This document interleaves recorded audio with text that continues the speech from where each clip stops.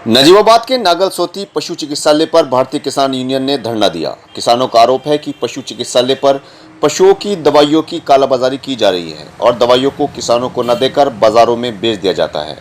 उन्होंने फर्जी नामों पर दवाइयां देने का भी आरोप लगाया है। किसानों का कहना है कि उन्होंने अस्पताल के रजिस्टर चेक किए हैं। जिन किसानों को दवाई देना दिखाया गया है वो किसान क्षेत्र में रहते ही नहीं हैं। किसानों का कहना है कि इसका सीधा सा मतलब है कि कर्मचारियों ने फर्जी किसानों को दवाई देना दिखाकर दवाइयों को बेचा है। किसानों के धरने की खबर सुनते ही मुख्य पशु चिकित्सा अधिकारी जितेंद्र कुमार भी मौके पर पहुंचे और किसानों के आरोपों की जांच कराने की बात कही। जी हाँ, ये आपने यहाँ पशु चिकित्सालय पर धरना दिया, आप बताएं इसके बारे में। बताना क्या है, यहाँ हम लोग आए जैसा शिकायत मिली। जी जी। पहली बात तो पूरे प्रदेश में इस बार जो खुरपका मुंह पका के टिक्के नहीं आए, सबसे बड़ी समस्या तो यही है। दूसरे, यहाँ जब डॉक्टर साहब से बात की तो इन्होंने बताया कि मुझे 4 जगह का चार्ज मिला हुआ, मैं काम कैसे करूं। फिर इनके रजिस्टर देखे, इनमें सारा घोटाला रजिस्टरों में। यहाँ किस प्रकार का? जिन किसानों के नाम अंकित है यहाँ रजिस्टर में, वो किसान है ही नहीं उस नाम के उस गांव में, तो सारे फर्जी नाम लिखकर और दवाई वितरण की जा रही है। वितरण क्या, वो बेची जा रही है। और यहाँ हमने बड़ा देखा, बहुत किसान बताते हैं, यहाँ जो पशु लेकर आता है उसे बताया जाता है कि यहाँ केवल कीड़ों की दवाई हमारे पास उपलब्ध है। दूसरे एक फिनाइल आती है जो शरीर में कीड़े वगैरह हो जाते हैं जख्मों पर लगाने के लिए, वो फिनाइल, ये 2 चीज के सिवा तीसरी किसी किसान को नहीं देते। बाकी सब पता नहीं है कहाँ बेचते हैं, क्या करते हैं उसका। इसी के खिलाफ हमारा ये आज जो है यहाँ आंदोलन है। और हम लोग यहाँ तब तक बैठे रहेंगे जब तक ये जो इसमें भ्रष्टाचार हुआ इसके खिलाफ सीवीओ साहब कार्रवाई नहीं करने के। चलिए, धन्यवाद जी। मैं डॉक्टर विजेंद्र सिंह यहाँ पे मुख्य पशु चिकित्सा अधिकारी के पद पर कार्यरत हूँ जी।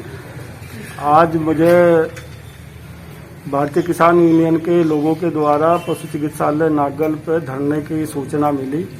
मैंने इन लोगों से कुछ फोन पर बात करने का भी प्रयास किया, लेकिन उससे समाधान होने की संभावना नहीं हुई।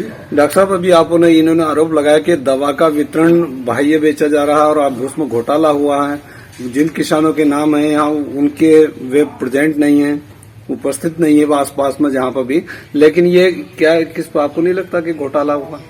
इस मामले में मेरा अनुभव है कि यहाँ पे आने वाली कोई भी दवाई की बिकने का तो सवाल नहीं उठता कि ये बेच देंगे। डॉक्टर साहब, दूसरा इन लोगों ने आरोप लगाए हैं कि फलाने आदमी का तो उस गांव में नाम ही नहीं है, मतलब उस गांव का रहने वाला नहीं है। जी। ये वास्तव में एक जांच का विषय है और इसकी जांच की जाएगी कि ऐसा किन परिस्थितियों में इनके द्वारा किया गया है। लेकिन जब आप बता रहे हैं चिकित्सा अधिकारी यहाँ पर है, तो आपके संज्ञान में तो होना चाहिए था कि कौन सी मरीज की दवा यहाँ जा रही है। सिर्फ बताया कि ज्यादातर मरीज की दवाई आती है, तो लेकिन कभी कभी कुछ दवाई ऐसी होती है कि जो बाजार से लिखने की जरूरत पड़ जाती है। बाकी ऐसा नहीं है कि केवल तो क्या बाजार से लिखने वाले भी आप लोगों की साठगांठ होगी क्या? जैसा ऐसा नहीं होता। कई बार ऐसा होता है कि 1-1 लाख रुपए की भैंस की जरूरत पड़ती है। जी जी। तो उसके लिए यदि कोई ऐसी इमरजेंसी पड़ी कि भाई इस दवाई के बिना काम ही नहीं चलेगा और उस चीज का ये सबूत होगा कि ऐसी दवाई हमारे यहाँ सरकारी सप्लाई में आई ही नहीं,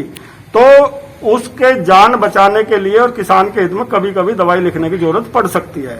उसका साठगांठ से तब होता है कि ये कहे कि नहीं इसी के यहाँ से मिलेगी या ये दवाई इसके अलावा और कहीं मिलेगी नहीं, तो वहाँ साठगांठ की बात मान सकते हैं कि भाई डॉक्टर की साठगांठ से वो परेशान करने के लिए उसको कर रहा है। धन्यवाद।